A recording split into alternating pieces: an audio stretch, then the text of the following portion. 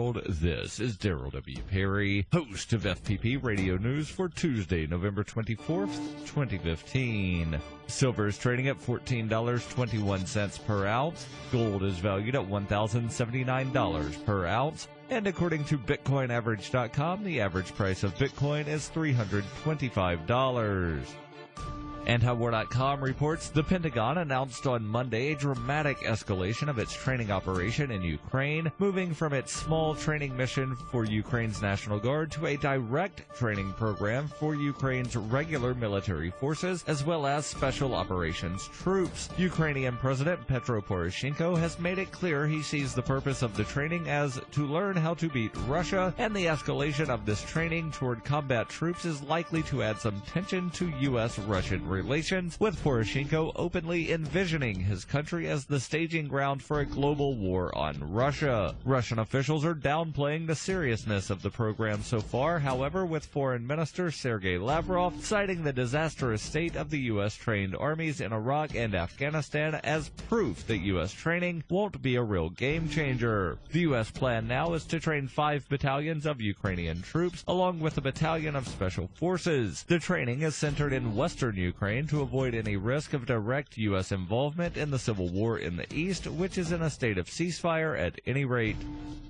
You can support FPP Radio by shopping online. Every purchase you make from one of my affiliates at shop.fppradio.com helps fund FPP Radio. That's shop.fppradio.com. UPI reports the U.S. Department of State on Monday issued a worldwide travel alert recommending that American citizens avoid travel in some regions abroad due to increased terror threats. The department did not detail any specific threat, but simply warned citizens that growing unrest and recent attacks make traveling overseas more risky. The alert said current information suggests that the Islamic State, aka Daesh, Al-Qaeda, Boko Haram, and other terrorist groups continue to plan terror attacks in multiple regions. These attacks may employ a wide variety of tactics, using conventional and non-conventional weapons and targeting both official and private interests. The State Department said its concern is not only for major terrorist factions, but also for lone wolf attackers who draw inspiration from groups like the Islamic State or Al-Qaeda, and recent attacks have only added to officials' concerns. The State Department alert also said extremists have targeted large sporting events, theaters, open markets, and aviation services. In the past year, there have been multiple attacks in France, Nigeria, Denmark, Turkey, and Mali. The Islamic State, Daesh, has claimed responsibility for the bombing of a Russian airliner in Egypt. The department also urged U.S. travelers to register for the Smart Traveler Enrollment Program, which provides information and updates regarding various threats.